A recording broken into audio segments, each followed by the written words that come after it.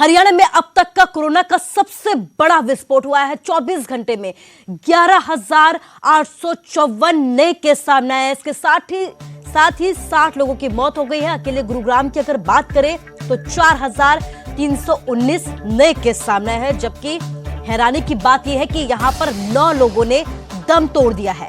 फरीदाबाद की अगर बात करें तो 1,450 नए मामले यहां से सामने आए हैं। 8 लोगों की यहां पर मौत हो गई है। 6,334 लोग ठीक होकर अपने घर लौट गए हैं। तो करीब 12,000 नए केस सामने आए हैं हरियाणा से और कई लोगों ने दम तोड़ दिया है। 60 का आंकड़ा आया है मौत का। इसके साथ ही अकेले साइबर सिटी गुरुग्राम की अगर बात की जाए तो 4,319 केस यहां से सामने आए हैं। 9 लोगों की मौत हो गई है। फरीदाबाद की अगर बात करें तो 1,450 नए केस सामने आए हैं। 8 की जान गई है। 6,334 लोग ठीक होकर अपने घर लौट गए हैं। इसके साथ ही हरियाणा सरकार ने कई तरह से पाबंदी हरियाणा में लगाई हुई है। अब शाम के 6 बजे के बाद बाजार बंद करने के निर्देश जारी किए गए हैं। इसके साथ ही और भी कई पाबंदियां हैं जिन्हें लागू किया गया है। कोरोना के चेन को रोकने के लिए सरकार की तरफ से कई तरह के कदम उठाए जा रहे हैं। इसके साथ ही लोगों से ये अपील की जा रही है कि आप भी सावधानी बरतें। कोरोना के चेन को तोड़ने के लिए हमारा सहयोग करें, क्योंकि हरियाणा में लगातार आंकड़े बढ़ते जा रहे हैं, वो भी बड़े विस्फोटक तरीके से। 24 घंटे में 12,000 के करीब केस सामने आए हैं। 11,854 नए केस सामने आए हैं। इसके साथ ही आप देख सकते हैं कि बड़ी ही तेजी के साथ आंकड़ों में तो इजाफा हो ही रहा है। मौत के आंकड़े भी बड़ी तेजी के साथ बढ़े हैं हरियाणा में। 60 लोगों ने दम तोड़ा है पिछले 24 घंटे में और अकेले गुरुग्राम में 9 लोगों की मौत हुई है कोरोना की वजह से। गुरुग्राम में 4,319 नए केस सामने आए हैं। तो आप देख सकते हैं कि सबसे ज्यादा मामले हरियाणा में गुरुग्राम से ही सामने आ रहे हैं। इसके साथ ही फरीदाबाद में भी 1,450 नए केस सामने आए हैं और 8 लोगों की मौत हो गई।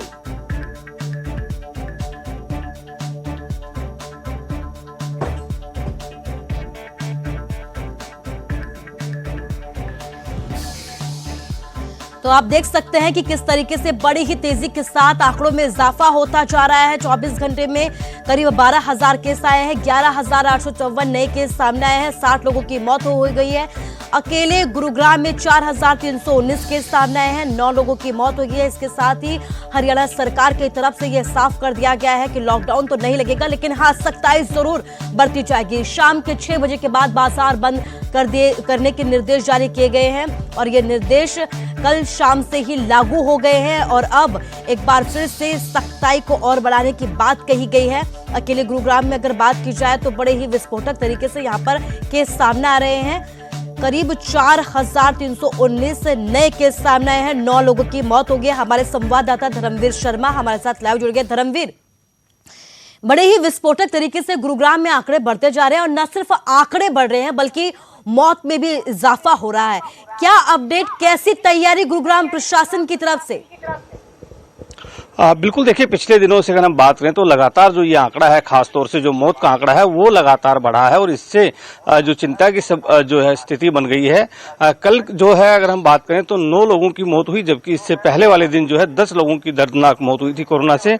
कल जो मरीज थे, रिकॉर्ड मरीज जो है 4319 मरीज कल सामने आए, जो काफी चिंताजनक है।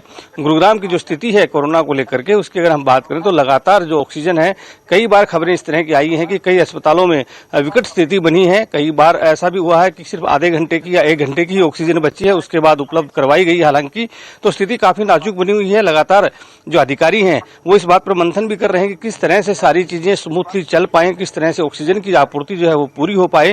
हालांकि दावा किया गया था कि जल्द ही 800 से ज्यादा डेडिकेटेड जो कोविड बेड है उनकी व्यवस्था की जाएगी, लेकिन ये व्यवस्था अभी तक हुई नहीं है।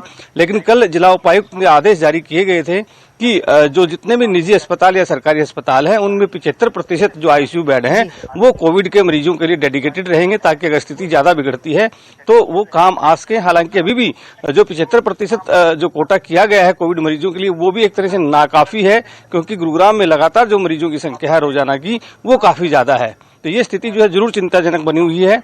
लेकिन अब जिस तरह से हरियाणा सरकार ने 6 बजे के बाद जो दुकानों को बंद करने का फैसला लिया है, तो उससे उम्मीद है कि शायद आने वाले समय में कुछ हद तक इसके ऊपर कंट्रोल पाया जा सकेगा। उम्मीद तो है, लेकिन धर्मवीर आपसे ये भी जानना चाहूंगी कि कल पहला दिन था, 6 बजे बाजार बंद करने के निर्देश जारी किए गए थे, कितना असर नजर आया पहले दिन? अब बिल्कुल देखिए, जो व्यवस्था जो की गई थी 6 बजे की, उसका पालन कहीं ना कहीं हुआ है। कल ज्यादातर जो दुकानें थी वो बंद कर दिए गए थे, चाहे वो सदर बाजार हो, सेक्टर 14 की मार्केट हो या फिर दूसरे इलाके ही क्यों ना हो।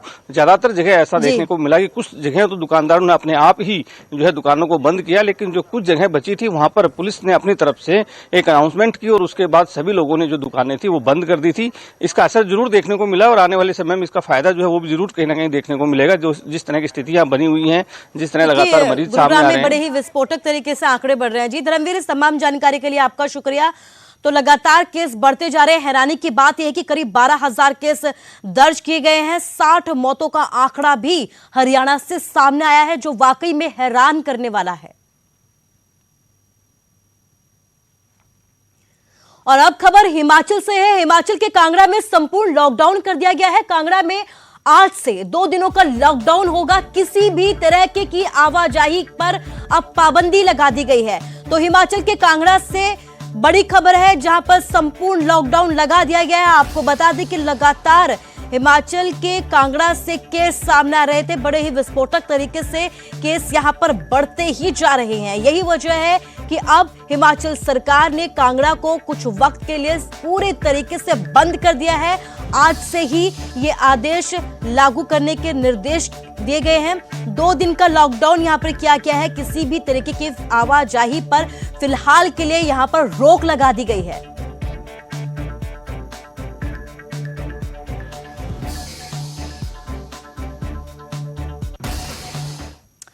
और चलिए अब बात अगली खबर की करते हैं। हिमाचल में आज से 2 दिनों तक बाजार बंद रहेंगे। सरकारी दफ्तरों में 2 दिन के लिए ताला लगा दिया जाएगा। अब सोमवार को बाजार और ऑफिस खोले जाएंगे।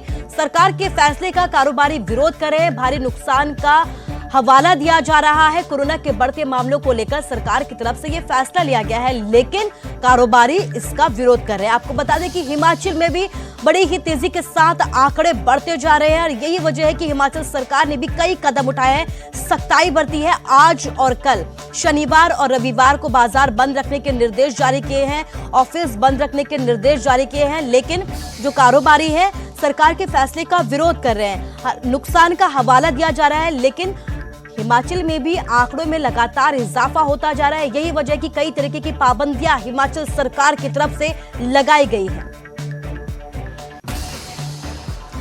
रणबीर हमारे संवाददाता इस खबर पर लाइव जुड़ गए हैं। रणबीर, क्या कुछ अपडेट, कैसी तस्वीर है आज की? और कारोबारी जो है वो नुकसान का हवाला भी दे रहे हैं, तो क्या कुछ अपडेट है आपके पास? जी हाँ, देखिए राजधानी में सन्नाटा पूरी तरह से बाजारों में पसरा हुआ है। जो उपनगर है बालूगंज, यहाँ की तस्वीरें आपको दिखाना चाहेंगे कि किस तरह से यहाँ पर बाजार बंद है।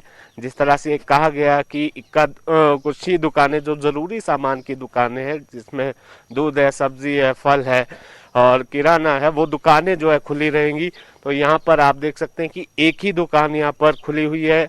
यहाँ सब्जी वाला जो है अपनी दुकान सजा रहा है। तो बाकी अगर आप दुकानों की बात करें तो देखिए पूरी तरह से किस तरह से यहाँ पर ताले लटके हुए हैं दुकानों में। जिस तरह से हिमाचल में लगातार केसेस बढ़ रहे हैं, उसको देखते हुए सरकार ने ये फैसला किया है। अलग अलग जिलों की बात करें तो जिस तरह से राज्य सरकार ने जिम्मा सौंपा है कि अपने जिले में क्या स्थिति है, इसको लेकर फैसला जो है जिला के उपायुक्त करेंगे, लेकिन उससे पहले सरकार की अनुमति उन्हें लेनी होगी। यहाँ पर ढाबे भी हैं, लेकिन ढाबे भी अभी खुले नहीं हैं। बाजारों में रौनक बिल्कुल नहीं रहेगी और साथ के साथ जिस तरह से आज से कर्मचारी वर्क फ्रॉम होम रहेंगे, तो इस लिहाज से ढाबे भी कम सम ही खुलते नजर आएंगे। लेकिन यहाँ पर ये कहा गया है, जो व्यापार मंडल है, शिमला का व्यापार मंडल है या अलग अलग जो बाजार है, वहाँ के जो व्यापार मंडल के जो प्रतिनिधि है वो ये कह रहे हैं कि आपने ठेके तो खुले रखती है, लेकिन जिस तरह का नुकसान पिछले 1 साल से हुआ है अब तक, तो यहाँ पर थोड़ी रियायत दी जानी चाहिए थी, कुछ समय देना चाहिए था या टाइमिंग दी जाती, लेकिन ऐसा जो है यहाँ पर देखने को नहीं मिल रहा है।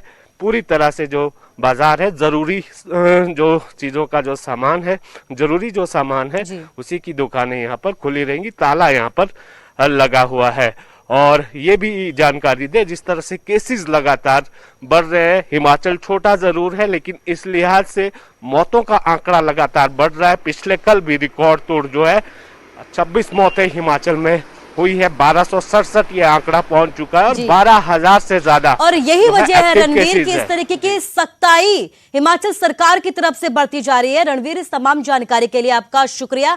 तो आप देख सकते हैं कि कई लॉकडाउन लगा दिया गया है, तो आज और कल के लिए पूरे हिमाचल को ही बंद रखने के निर्देश दिए गए हैं, बाजार बंद रखने के निर्देश दिए गए हैं, लोगों को घर से ही काम करने के निर्देश जारी किए गए हैं। हालांकि कारोबारी इसका विरोध कर रहे हैं और हवाला दिया जा रहा है नुकसान का, लेकिन बड़ी बात यह है कि कोरोना की चेन को तोड़ने के लिए सरकार की तरफ से कई तरीके के कदम उठाए जा रहे हैं।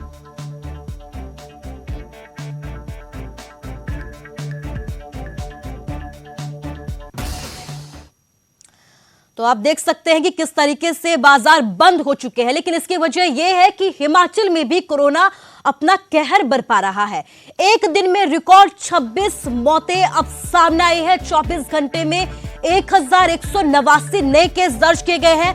772 लोग ठीक हुए हैं। एक्टिव केसों की संख्या की अगर बात करें तो 12,246 हो चुकी है। प्रदेश में कोरोना से अब तक 1,267 लोगों की मौत हो चुकी है। तो हिमाचल प्रदेश एक छोटा सा प्रदेश है, लेकिन आप देख सकते हैं कि किस तरीके से यहां पर मौत के आंकड़ों में इजाफा हो रहा है। 26 मौतें एक दिन में दर्ज की गई हैं। आज और कल के लिए बाजार बंद रखने के निर्देश सरकार की तरफ से जारी किए गए हैं। इसके साथ ही कई कदम उठाए जा रहे हैं और उन्हीं कदमों में से एक ये भी है कि कांगड़ा को 2 दिनों के लिए संपूर्ण तरीके से, यानी कि पूरी तरीके से लॉकडाउन कर दिया गया है। बाजार बंद रहेंगे, दुकानें पूरी तरीके से बंद रहेंगी। कर्मचारी आज और कल अपने घरों से ही काम करेंगे। सरकार की तरफ से यह साफ कर दिया गया है कि पूरे हिमाचल में संपूर्ण लॉकडाउन तो नहीं लगाया जाएगा, लेकिन हाँ, जो भी जरूरी कदम उठाए जाने होंगे वो उठाए जाएंगे।